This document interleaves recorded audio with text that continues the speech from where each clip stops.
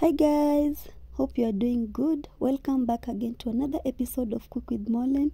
In case you are new here, I go by the name Molen and this is Cook with Molen. So guys, in today's video I'm going to show you how I make my banana loaf, or rather banana cake, using the simplest and affordable ingredients.